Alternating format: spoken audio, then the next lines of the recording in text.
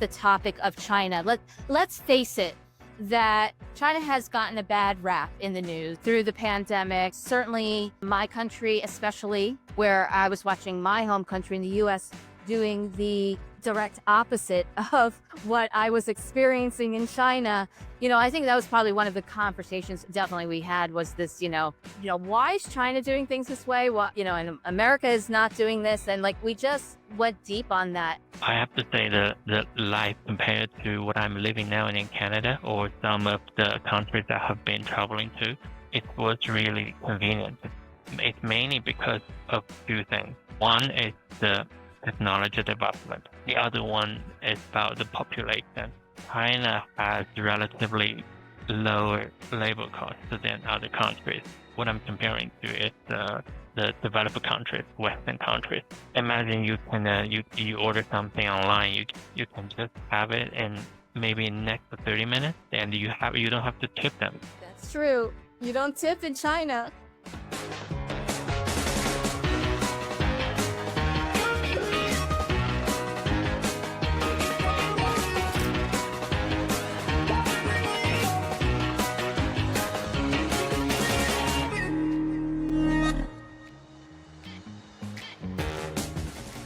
Hello and welcome back to No Borders, No Filter podcast. I'm Debra, the host and the Experient Explorer, a solo Gen X nomad who's been living outside of US borders and looking for my home still.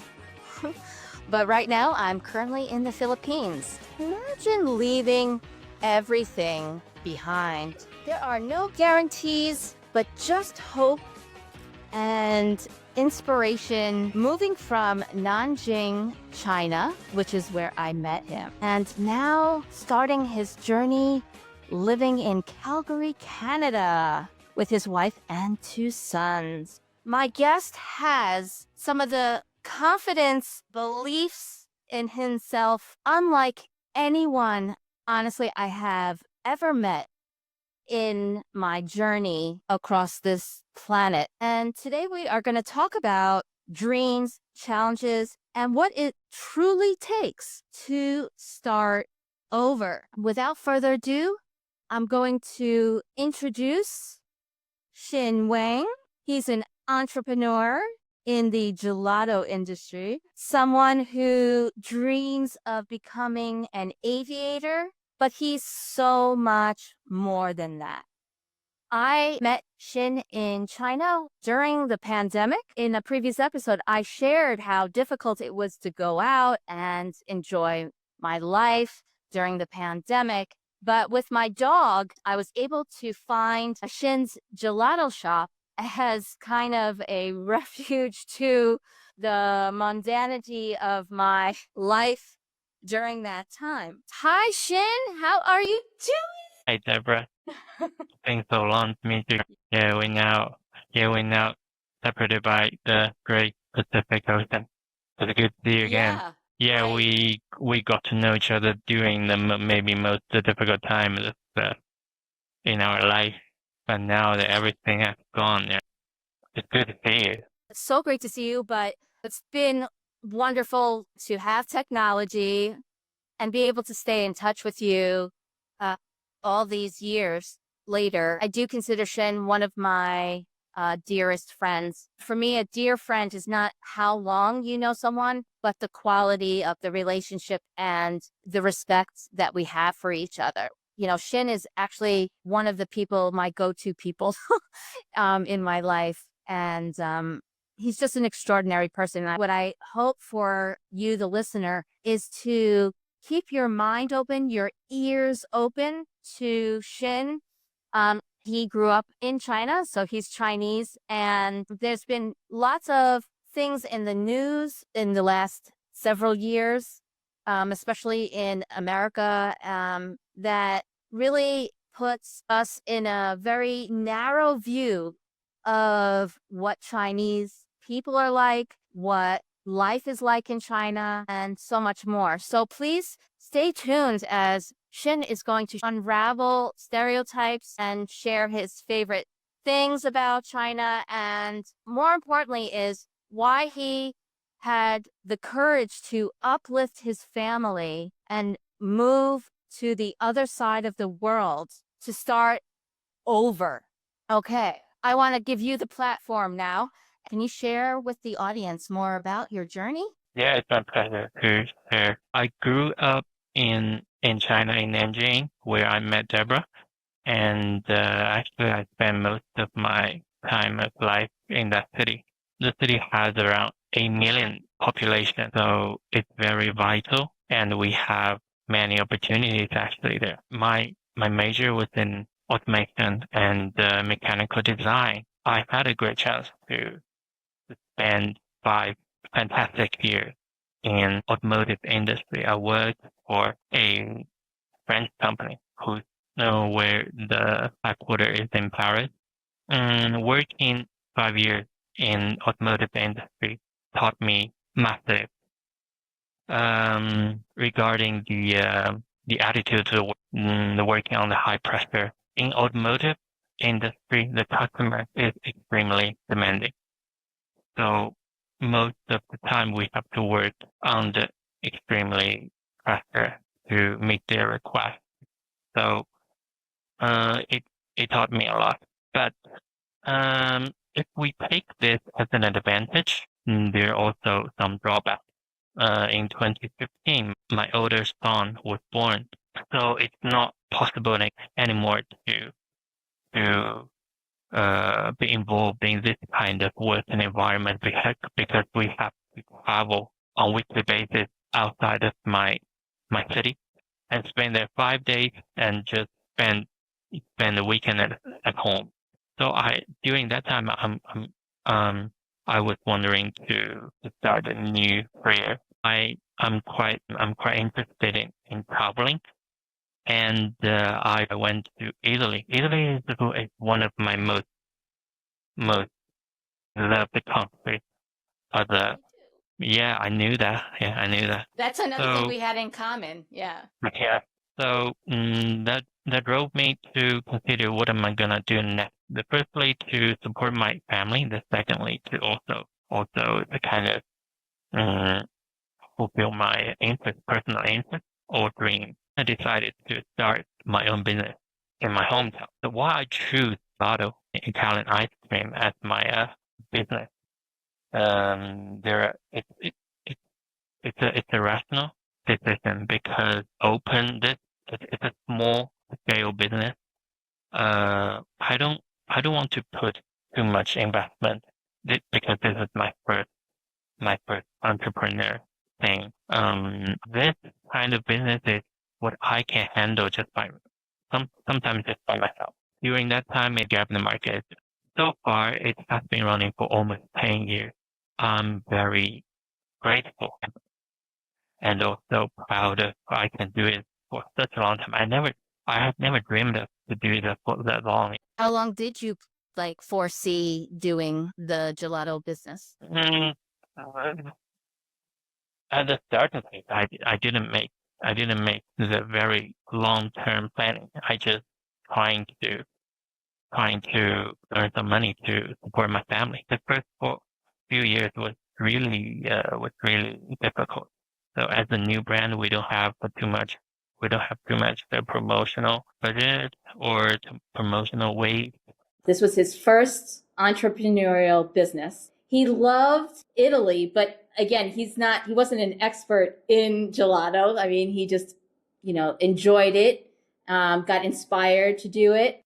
And then he opens up his own business and figure out how to make the gelato, but more so, he also took it to the next level. He made the most unique flavors, where every time I went into his shop, there was always a new flavor. He had his staples, but there was always something new to experience. And someone that is an artist and a creative, it was just it was a sensory overload in my mouth. It was like an explosion of newness that I had never had before.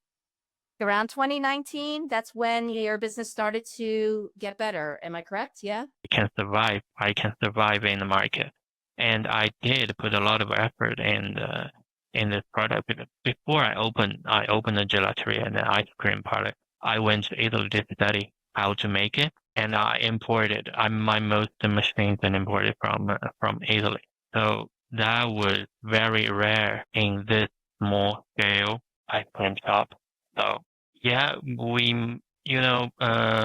despite some of the traditional flavors from Italy, like pistachio chocolate, lemon, yeah, we did invented a lot of customized flavors. We have a blueberry and mascarpone, and we have a banana and a pear, which is the half sorbet, half gelato recipe. So I love it's a balance. It's a balance of the freshness and the richness.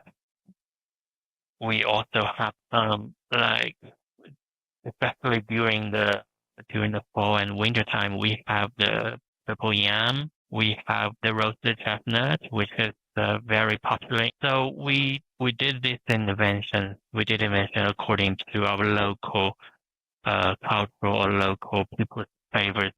Yeah, it was definitely Italy meets China in your flavor. What if I mix this and this? What would happen? During that time in the pandemic, people, when we were allowed out, his shop had a flow of people because it was a way to enjoy something. His shop was in the historic area, a really charming place right near the river where a lot of the flow of traffic was going to the Confucius Temple, and it was really perfectly located as well. Yeah, we were just trying to build the vibe of a community store to serve the community. Yeah, just very fortunate we located by a famous tourist attraction, the Confucius Temple. Yeah, that indeed bring us some more tourists. I moved to Nanjing, I think the summertime because I was starting a new job. I think it took me into the autumn or the winter season to actually find you. His shop was so close to me. It was ridiculous. But because of the pandemic, it kept my world very close, very small. How did you continue staying afloat and thriving during the pandemic? Once we make excellent product, I think everything else will come through naturally. So during pandemic, it was really, really hard, especially when the nearby neighborhood was locked down. As I mentioned, I worked just for myself. I had some part time. I don't have to pay much, so I spend most of the time to in the shop, and that keeps us ourselves to survive during the most difficult time. We were a bit of a famous in the city, so we were interviewed by local TV stations and also by some web influencers. So it gives us some more opportunity to promote ourselves. So after that, more and more people come to our shop and find this as a kind of a local gem, right? It's definitely like, even it's very true. It is a local gem and almost a hidden gem. But I would have to say social media and influencers, let's face it, they can really make or break a business. And I think that it really came at the right time as well. And I went to a shop to get ice cream, but Shin has a very approachable, friendly professional. He interacts with the customers. His, personal touch, professional touch, and interacting with them and getting them to try new flavors instead of just following what was on social media. He's really engaged in his business and he's very passionate about it and he wants to share that passion. Shin has worked already with internationals. He had a little more confidence to talk with foreigners and we ended up talking. I don't know what we talked about first, but he and I started to have short conversations, and then they led to longer conversations, and we would talk about deep conversations about things in China, about things regarding my country in America, and like comparing things. And we just got into these rich, you know, chats that nourished both of us, I think, because we both needed those engagements to go a little deeper than, our just routine every day. I would have to say, and I'm not being exaggerative, but I really do think that Shin's ice cream and who he is as a person and those conversations kind of kept me sane and saved my life in some ways. I'm really serious about that. Yeah. He's I appreciate that. It's just a really high praise. It's like sugarcoating myself. So let's go back to just the topic of China. Let's face it that China has gotten a bad rap in the news, globally through the pandemic. I do listen to the news and stay in tune to what's going on. I was watching my home country in the US doing the direct opposite of what I was experiencing in China, and in fact was doing things that were truly harmful to Americans. I think that was probably one of the conversations definitely we had was this, why is China doing things this way? What, and America is not doing this. And like, we just went deep on that. I have to say the life compared to what I'm living now in Canada or some of the countries I have been traveling to, it was really convenient. The convenience was it's mainly because of two things. One is the technology development. The other one is about the population. China has relatively lower labor costs than other countries. What I'm comparing to is the developed countries, Western countries. Imagine you can you order something online, you can just have it. You can just have it in maybe next to 30 minutes, and you don't have to tip them. That's true. You don't tip in China. Yeah, so that was really really convenient. And I just mentioned the China developed really fast. When did, like, can you be more specific? Like, I know the 2000s really changed everything, but when in the 2000s did really things develop as far as your infrastructure, like, because you had the shipping, your shipping services in itself. I've never experienced in my life. It's Yeah, amazing. this is what I'm going to talk Yeah. about. Let's first talk about the transportation. China has high-speed train. It was huge. I was, if I'm remembering right, it was built starting from 2010, I think. It's 2010 to now it's 2025. During my university time, if I travel from my hometown to Shanghai, it's about 300 kilometers of distance. If I take normal train, it took up 4 to 5 hours with about 5 to 6 stops in the middle. But now for the fastest train with just non-stop train, just directly from Nanjing to Shanghai, it just takes you 56 minutes.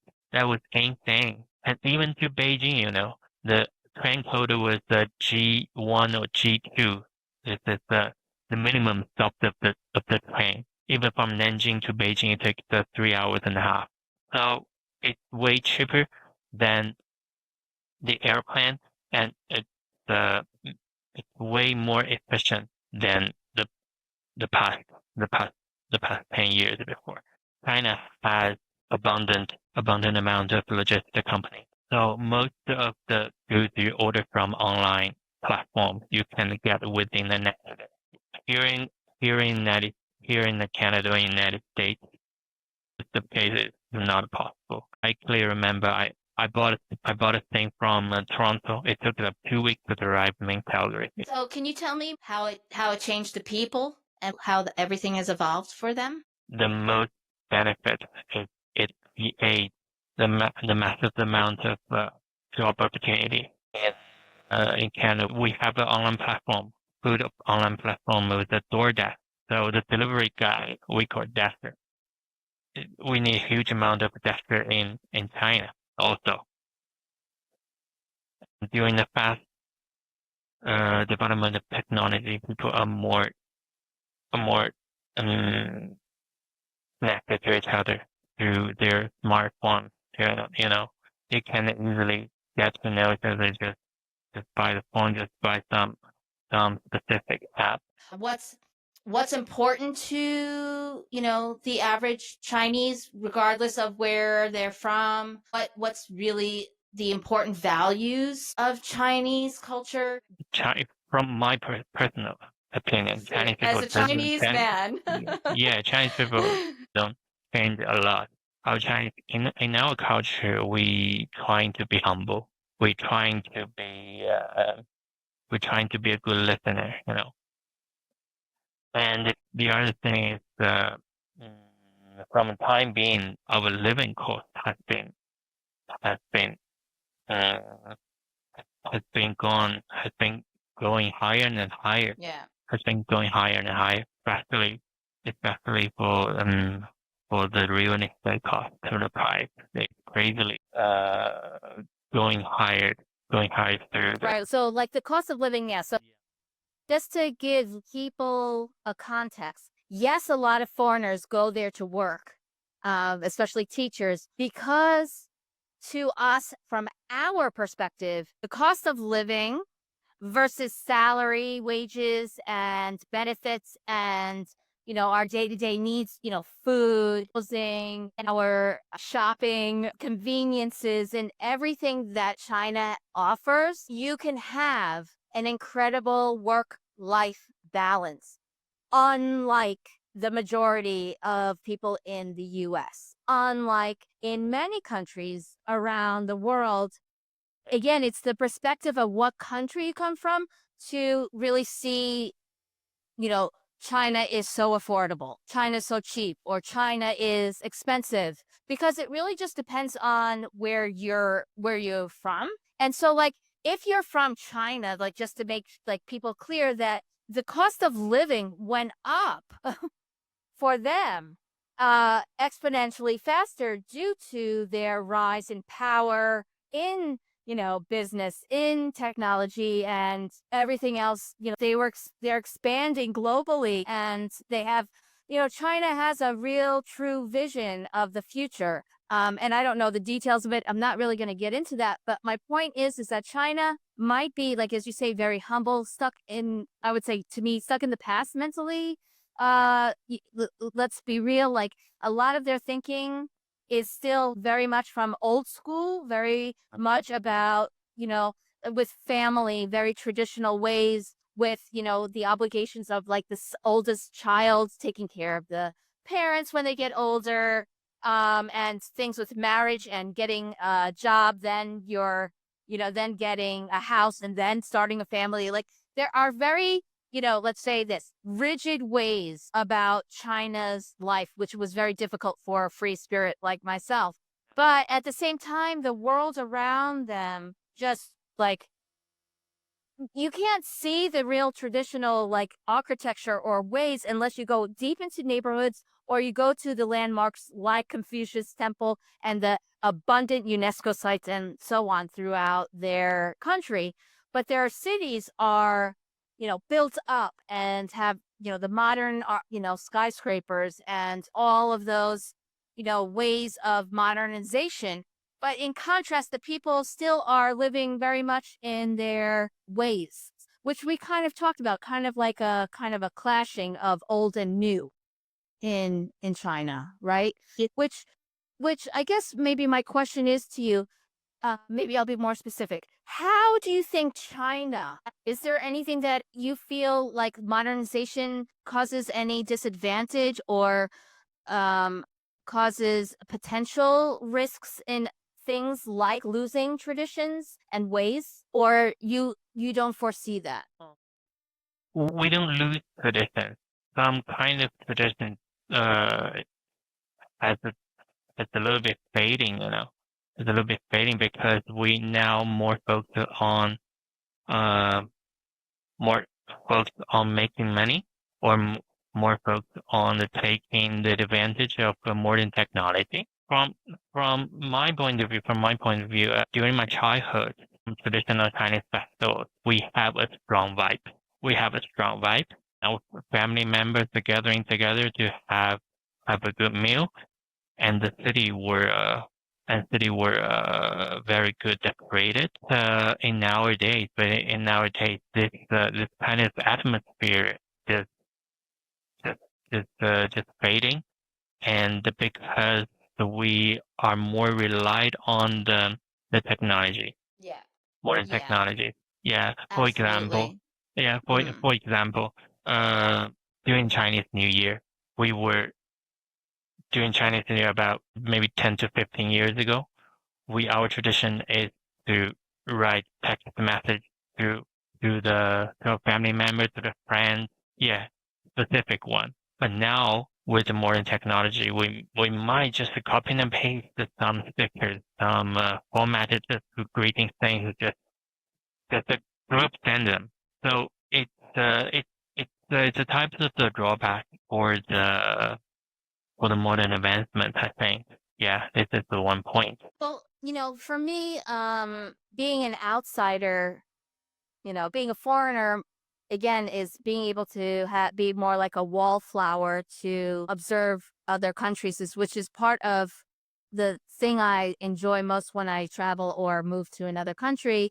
Is I like to step back and just take in a breath of the life of the people, and of course, as a person that does that and you're interacting with them in your routine, you can really feel the powers. You can feel the influences of the government. You can feel the influences of your historic traditions, uh, mm, and the food. Like in a routine, let's just say this food, I would say, is very still traditional. Like, I mean, I know that of course the younger generations love KFC and some of the fast foods, but in general, the love for the local food is still, you know, strong, and I don't foresee like the loss of the traditional foods and, things that I don't see that disappearing at all. Thematic. Yeah. Yeah. They, and, it's not like they're jumping into, the Western ways when it comes to that. And for me, again, what I noticed about China is that, as you said, like, Chinese are strong in their traditions, they're strong into their beliefs, still very superstitious as well. Um, and there's these things that you can experience day to day that are very, very traditional. But then at the same time, while they're eating their traditional foods and in that area of traditional landmarks, you'll just see everyone sitting on their phones, like in their face, just, on social media.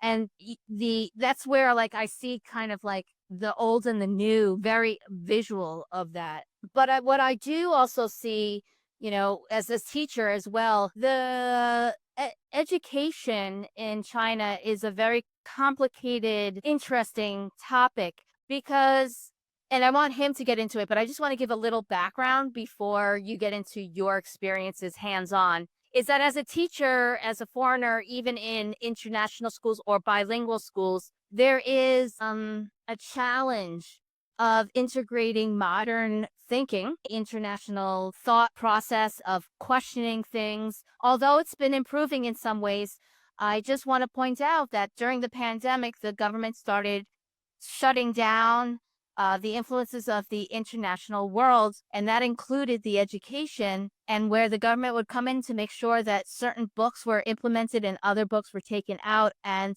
reintroducing some more traditional ways of doing things. So, can you share a little bit more of this interesting topic about the education in China? Because I mean, what a lot of, again, the stereotypes, and sort of in a positive way, the stereotypes about China is they're very, studious, they're working, they're studying, and getting the top grades and everything. But This, can you this share really what it's like? this is the reality. I finished all my educational period in China.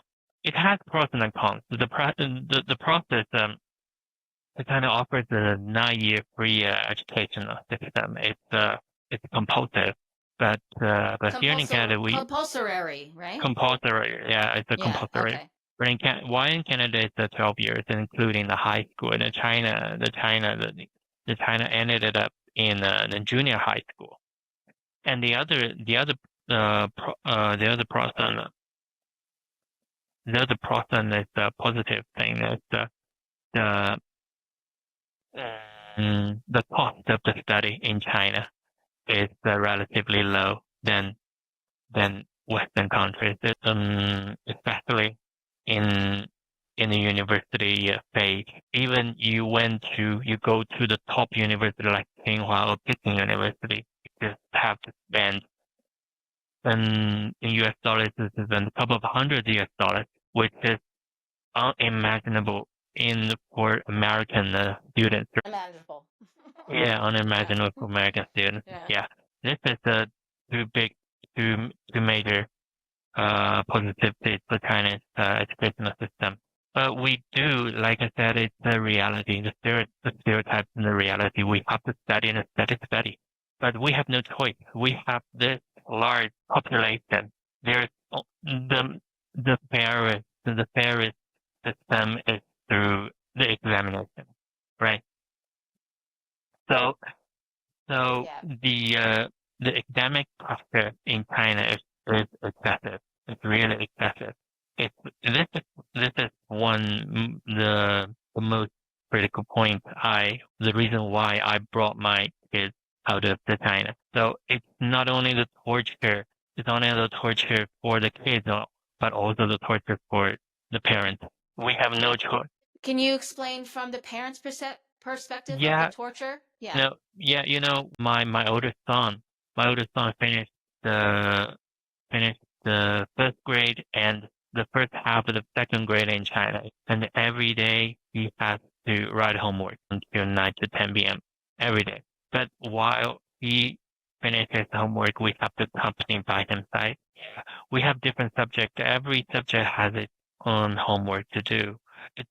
I'm not judging it's not right, but because it's a method to strengthen your knowledge acquired, right? But it took over a lot of the time for their outdoor sports, for their entertainment, or their interest in development. This excessive academic pressure. The second thing is, we are all exam oriented. So during the course, when it's lacking the creativity and critical thinking, creativity and critical thinking, and it is also lacking the individualized education. Yeah, while in Canada, maybe also in United States, you have different programs for different kids. You can choose whatever you want. Maybe the second language is art, science, STEM, right? STEM. But in China, for most of the schools, you have a general curriculum. You have to finish that with all of them and reach a high grade to be enrolled to the next level. So this is the only target for the Chinese student. That's where I think we are definitely in agreement that like the arts, meaning allowing kids to have an imagination and allowing them to develop creatively and, again, using both parts of the brain and, connecting them, allowing them to share an opinion openly, or ask the teacher why or how. Where a lot of times the students in general in China, the traditional way of teaching is you just follow the teacher. Yeah. And you just go, it follows. Yeah. About very important in Chinese in China. I can't say it's I think just not that visible in China. In China, they have way less workshops than Western countries. Yeah, they just finish what their teachers told them to do. Right. I want you to be real. Like you did leave the country because you didn't agree with the education. That's a part of it, and there are consequences to not modernizing education, where we have the research and evidence to show there are modern ways of educating that, nurture A, B, and C, what you already mentioned, or even more alternative. Some kids go homeschool now, or some kids just go and do things. Like they try new things and then they kind of focus their education on a specific area of education because they know that's the direction their future but Chinese government really is staying very rigid and traditional with education, which I believe is hurting the future. But I can understand from a government's perspective of it being a control for the people. Education, keep it so they know just enough, but not too much to think about, a bigger picture on things.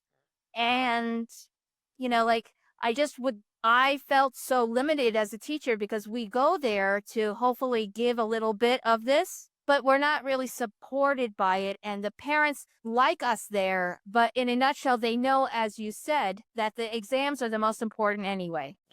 I agree about what you said. It's not very encouraging for the student in China to criticize Yeah. and questioning whether they got from textbook or they got from the teachers, because it has a more deeper logic from the government. But I'm just talking about the concept that there's reasons why China, let's just be real, that the reason why China modernized, as you say, the infrastructure, industries, business, technology, it's because of money. It's about money and power. But education is outside of that.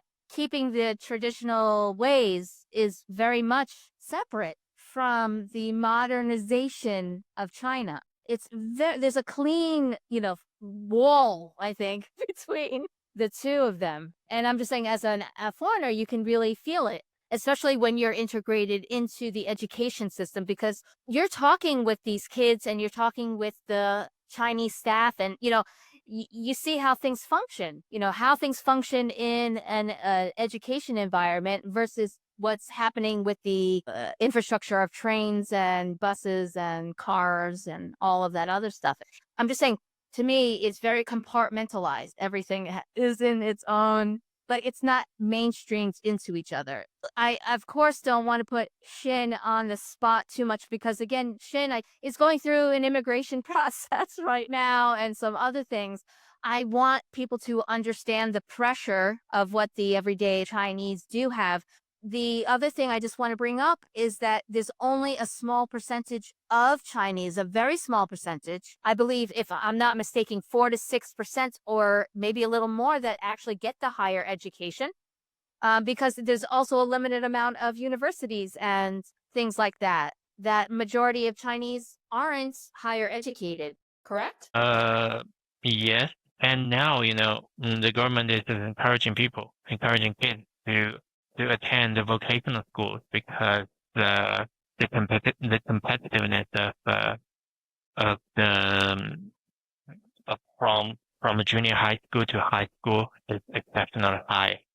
Yeah. So the government is trying to develop a vocational education to give more opportunity for the kids who is willing to do some things for their career, because before we were told to join the high school and go to university is the mainstream, is the major way to achieve to make your dream come true also, and to reach your goal. But now they're encouraging people to go to the vocational studies to also, as another option. Yeah, as another option. That brings up the reality, just what you're talking about is, but the high educational rate is not that high enough, Yeah. So even though you guys are growing in leaps and bounds, as you said, There's only a limited amount of opportunities in certain fields, from what I understand, based on my conversations with my students that like work in economics or in banks or things like that, the door opening, even if you have a education, there might not be an opportunity for them. In addition, it depends on which university you go to, and if you get a same degree and the other school is better, then that person will get considered more, like, rather than seeing who would be the best person for the job. It's really the resume still, oh, their credentials are, this, that, and the other. So the pressure in China is still very high, even though Shin, I would have to say, because I lived in South Korea also, I still feel, I'm just like, as an outsider, I still feel that South Korea's pressure is still higher than I felt in China. Yeah, I've just felt there was another layer of pressure and um things that just were over the top. But again, I'm seeing it from an outsider perspective. I'm not de-escalating the pressures of China. I'm just saying I've been in pressure cooking societies like these two. And it's really what the lengths of what the parents will do for their kids is unlike any other in China and South Korea. It's what they will Yeah, do for their the parents, they kids. all almost Yeah. devote everything they have. Yeah, they have Yeah. to give the kids. Yeah, it's mm, China and South Korea and both East Asian. We share some kind of same culture. So that makes sense. Yeah. Yeah. It's the thing is the that the pros of like having an education in China, like that concept is a really great one of which I have to be honest with you, America doesn't have anymore. And I'm talking about the parents as well. Like I'm just saying, the parents in China, they're very invested in their kids' education, um, but not so in America. How is it in Canada in comparison to China versus America, in your opinion, on the investment of the parents and the education? From my discovery, I think in Canada they share some common with Chinese parents. They're pretty family oriented. They invest a lot for their kids. In Canada, their national sport is hockey. They're starting maybe just at 6 or 7 years old. They're starting to play in the hockey, and the parents took them to the training even at 5 a.m. in the morning instead of hockey. Finish hockey, then go back to school. They put a lot of effort to educate their kids. But this thing is sometimes it's influenced by the parents themselves. Some parents are really promising to their kids. They devote their devotion is exceptionally high, yeah. But some are not that family oriented, so that might be a little different. But from my Can you share a observation, little bit? Can you share yeah. about that? What do you mean by less family oriented? Tell me about that. Are they more individualistic? You mean they're staying, like they're not getting married, or what do you mean by No, it? no, no. Sometimes as a parent, it is more focused on by themselves rather than kids.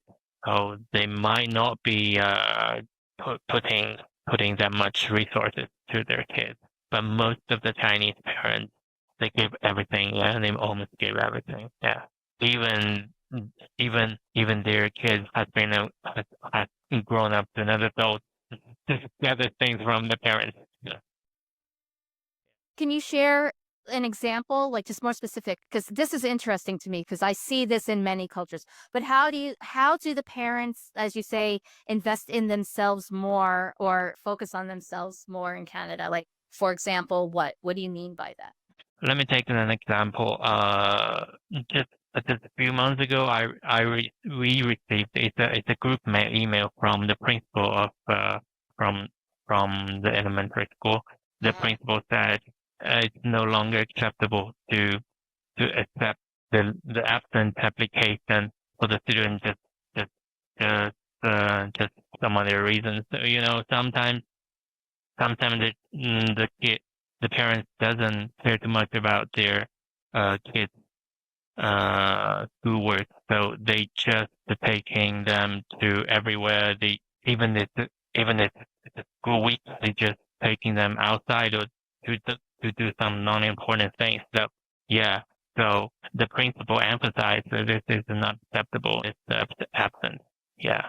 Sometimes they just my son came home and told me, oh, today Connor is not going to school. He's not going to school about just some non-important things. Yeah.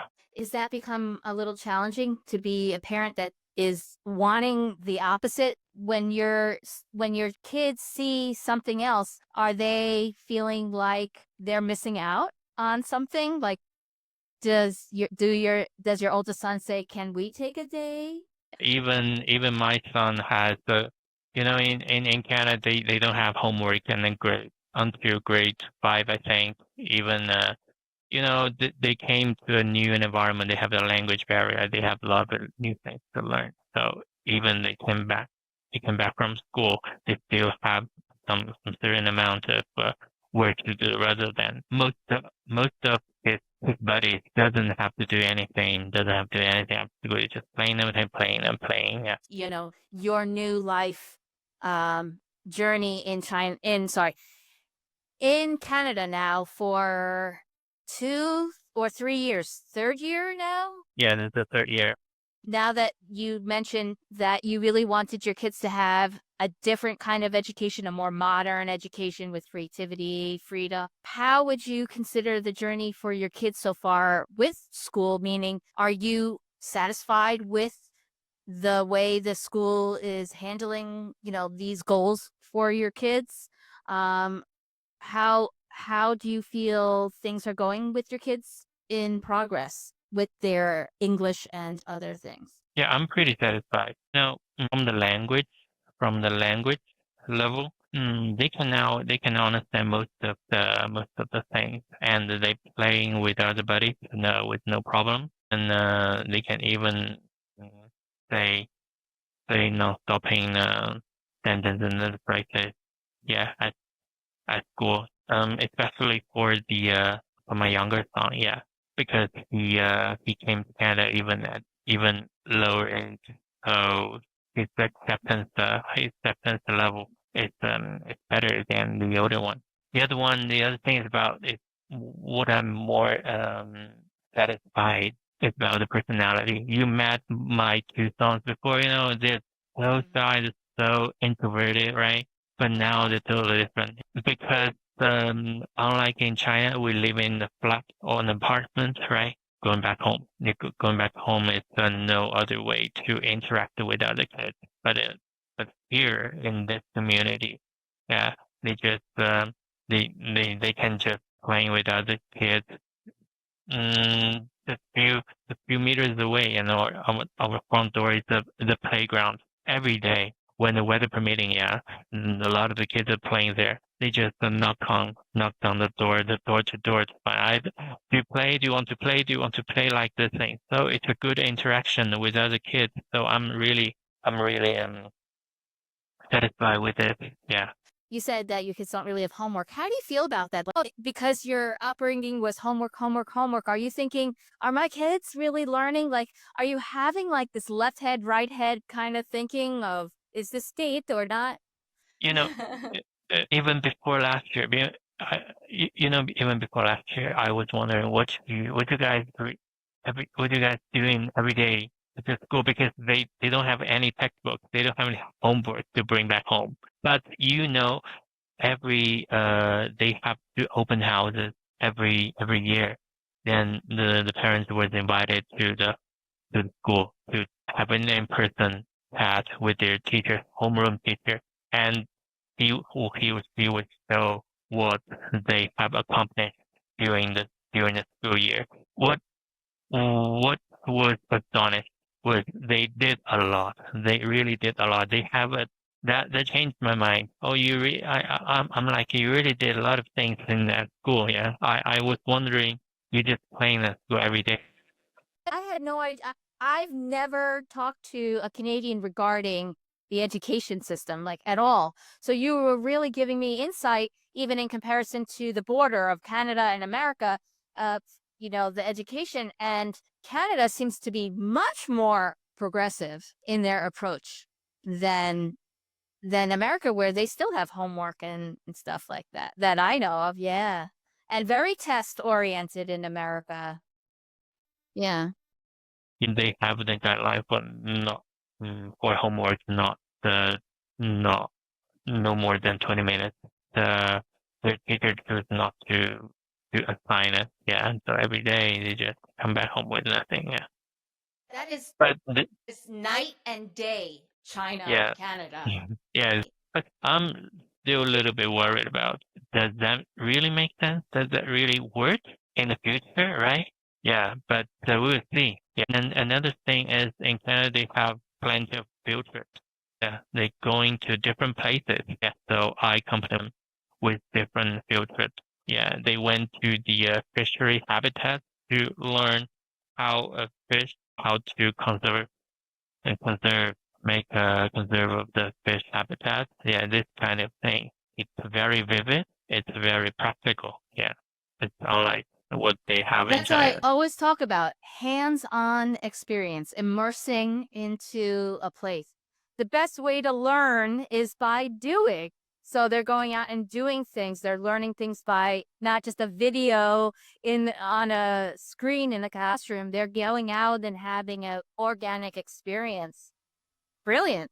I love that. In modern societies, most kids are learning through social media or YouTube or in the classroom on a screen. You're not really learning how to practically do anything if you're not doing it yourself. And the fact that we're bringing back the real experience is vital, I think, for the future generations. That they have to be involved in life in order to know what it's truly like.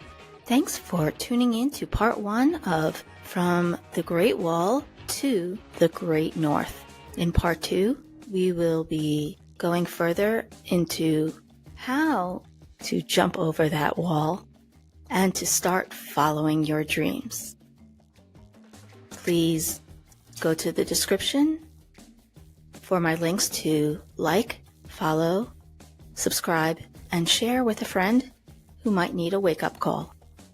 Until next time, bye-bye.